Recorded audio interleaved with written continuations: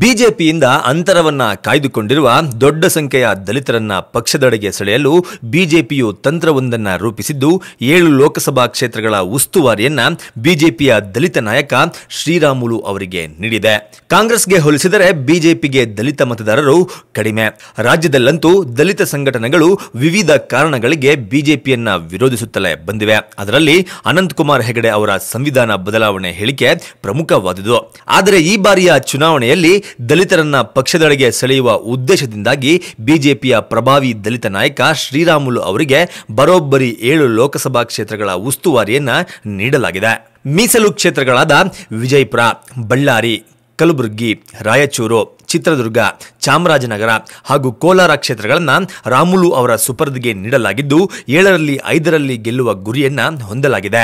ವಿಧಾನಸಭಾ ಚುನಾವಣೆಯಲ್ಲಿ ಬಾದಾಮಿಯಲ್ಲಿ ಸಿದ್ದರಾಮಯ್ಯ ವಿರುದ್ಧ ಸ್ಪರ್ಧಿಸಿ ಭಾರೀ ಪ್ರಮಾಣದಲ್ಲಿ ದಲಿತ ಮತದಾರರನ್ನ ತಮ್ಮತ್ತ ಸೆಳೆಯಲು ಶ್ರೀರಾಮುಲು ಯಶಸ್ವಿಯಾಗಿದ್ದರು. ಅಲ್ಲದೆ ಪ್ರಸ್ತುತ ರಾಜ್ಯ ಬಿಜೆಪಿಯಲ್ಲಿ ರಾಮುಲು ಅವರಷ್ಟು ಪ್ರಭಾವಿ ದಲಿತ ನಾಯಕರು ಮತ್ತೊಬ್ಬರಿಲ್ಲ. ಹಾಗಾಗಿ ಅವರನ್ನ ಬಿಜೆಪಿ ಹೆಚ್ಚಾಗಿ ನೆಚ್ಚಿಕೊಂಡಿದೆ. ಕಳೆದ ಲೋಕಸಭಾ ಉಪಚುನಾವಣೆಯಲ್ಲಿ ಸ್ವತಃ ತಮ್ಮ ಸಹೋದರಿಯನ್ನ ತಮ್ಮದೇ ಕ್ಷೇತ್ರ ಬಳ್ಳಾರಿಯಲ್ಲಿ ಕಣಕ್ಕಿಳಿಸಿ ಗೆಲ್ಲಿಸಿಕೊಳ್ಳಲು ರಾಮುಲು ಅವರು ವಿಫಲರಾಗಿದ್ದರು. ಹಾಗಾಗಿ ಬಿಜೆಪಿ ಈಗ ರಾಮುಲು ಅವರಿಗೆ ಜವಾಬ್ದಾರಿ ನೀಡಿರುವುದು ಕಠಿಣವಾದ ನಿರ್ಣಯ ಎನ್ನಲಾಗುತ್ತಿದೆ. ಅದರಂತೆ ಈಗ ಪಕ್ಷವು ಜವಾಬ್ದಾರಿಯನ್ನ ನೀಡಿದ್ದು ರಾಮುಲು ಅವರು ಅದನ್ನ ಹೇಗೆ ನಿಭಾಯಿಸುತ್ತಾರೆ ಎನ್ನುವುದನ್ನ ಕಾದು ನೋಡಬೇಕಿದೆ. ರಾಮುಲು ಅವರಿಗೆ ನೀಡಲಾಗಿರುವ 7 ಕ್ಷೇತ್ರಗಳಲ್ಲಿ 6ರಲ್ಲಿ ಕಾಂಗ್ರೆಸ್ ಸಂಸದರು ಇದ್ದಾರೆ.